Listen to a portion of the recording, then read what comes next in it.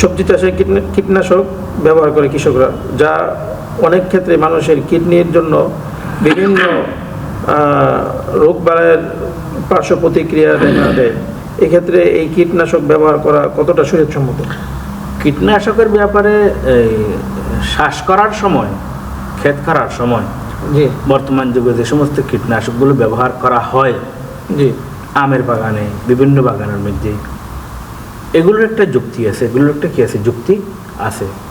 সারও তো আছে বিভিন্ন, জি জি জি 5-6 আইটেম আরো বেশি হইতে পারে। জি জি এগ্রিকালচার বিশেষজ্ঞ যারা আছে, জি এদের মত অনুযায়ী, যদি এদের রিসার্চ এবং মত অনুযায়ী যদি এই সমস্ত কীটনাশক ব্যবহার না করলে ক্ষেত হবে না, অথবা কীট পতঙ্গ এসে আমার ক্ষেতকে কী করে ফেলবে, নষ্ট করে ফেলবে, তাহলে এটা তো জরুরত।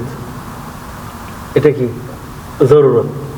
এই জরুরতের সময় কীটনাশক ব্যবহার করার কোনো কিন্তু যদি এটাকে মোটা তাজা করার জন্য অথবা ফলনটা দ্রুত বৃদ্ধি করার জন্য, যেটা অনেক সময় ব্রয়লার মুরগিতে অনেক কিছু দিয়ে মানে নির্দিষ্ট 1 মাস মধ্যে এত কেজি করতে হবে, বা ওগুলা অনেক সময় দেখা যায় বিভিন্ন পার্শ্ব প্রতিক্রিয়া থাকে। এটা হয়েছে, আমি শ্বাসের ব্যাপারে বলছি, চাষের ব্যাপারে, যেটা আমরা বাস্তব ক্ষেত্রে দেখতেছি। মনে করেন আম বাগান আছে, আম বাগান, জি জি আম বাগানের মধ্যে পেয়ারা বাগান আছে, এরকম অনেক বাগান আছে, যেগুলোর মধ্যে আপনি যদি বিষ না দেন, তাহলে আপনার কি ফসল নষ্ট করে দিবে, ফসল কি হয়ে দিবে। যে ওটার জন্য আলাদা একটাই আছে কীটনাশক, আবার অন্য আবার কিন্তু এখন আরেক ধরনের কীটনাশক যেগুলো আছে, যেগুলোর দ্বারা ফলকে দীর্ঘায়িত করার, যেমন আপেল, বিভিন্ন ফলের মধ্যে যে সমস্ত স্প্রেগুলো মারে, এবং আপনি যে মুরগির কথা বলছেন, এগুলো তো শরীয়ত মতে সম্পূর্ণ অবৈধ, কারণ